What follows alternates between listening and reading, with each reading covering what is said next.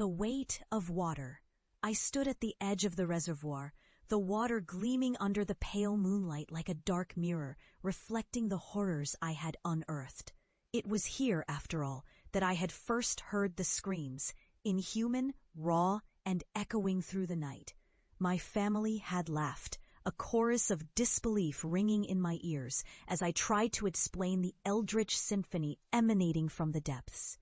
"It's all in your head," they had said, dismissing me with cruel laughter. "You'll disgrace us. You're losing your mind." Years later, I returned home, not as the broken soul they once scorned, but as a memories crashed against the walls of my mind like waves against a rocky shore. I remembered the laughter, the endless berating, how my father's eyes had glinted with disdain, while my mother's had reflected only disappointment. Yet I could not suppress the thrill of vindication coursing through my veins. I had survived what they said I couldn't. I had uncovered the drowned voices begging for release, a cacophony of souls trapped beneath the surface of our world. And now I was coming home to deliver a warning. As I stepped into the familiar house, the air felt heavy with unspoken words. My family, once my greatest tormentors, were gathered in the living room, their expressions a mixture of curiosity and unease.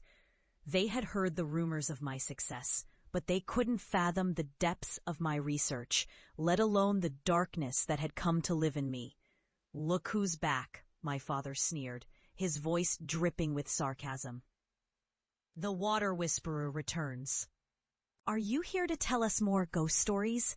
My heart twisted, the familiar sting of his ridicule igniting an old wound. I forced a smile, a mask to hide the storm brewing within. "Actually, Dad, I'm here to talk about something much more serious," I said, attempting to keep my voice steady. "Something you'll want to hear." They exchanged glances, their skepticism palpable. I could see the disbelief etched on their faces, the "not this again" look that had haunted my childhood. But I pressed on, recounting my findings, how reservoirs across the country were not just bodies of water, but gateways to the lost.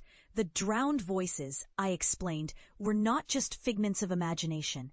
They were the echoes of those who had met their demise in the depths, trapped forever, whispering their agony to anyone who dared to listen. My mother's face paled, and for a moment, I thought I saw fear flicker behind her eyes. "You're not going to scare us with this nonsense again, are you?" she said, her voice quivering slightly. But I wasn't here to scare them. I was here to warn them. "Listen to me," I urged, my voice rising with urgency.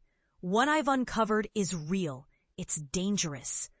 That's when it happened. The lights flickered, dimming to a low hum, as a chilling breeze swept through the room, carrying with it a foul, brackish scent, like something long forgotten and buried. I saw my father's bravado falter, his bravado fading into confusion. "What the hell is going on?" he asked, glancing nervously at the windows. "Do you hear that?" I whispered, my heart pounding in my chest. They turned to me, their eyes wide with fear. The air thickened, the atmosphere crackling with a palpable tension that sent shivers down my spine. Then, from the depths of the reservoir, the screams began again. This time, they were louder, clearer, a chorus of anguish rising from the water, each note a plea for release. My family recoiled, their faces drained of color, eyes darting toward the window as if expecting something to claw its way into our world. "Please, stop it," my mother cried, her voice trembling. "This isn't funny." But I stood firm. "This is what I've been trying to show you. This is what I've been hearing all these years."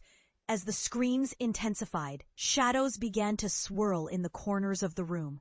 Dark figures emerging from the walls, manifesting the very essence of the souls I had sought to understand. They flickered in and out of existence, their faces contorted in unending sorrow, reaching out toward my family with hands that seemed to dissolve into mist. "Mom, Dad, help us!" I heard one voice cry, a sound so haunting.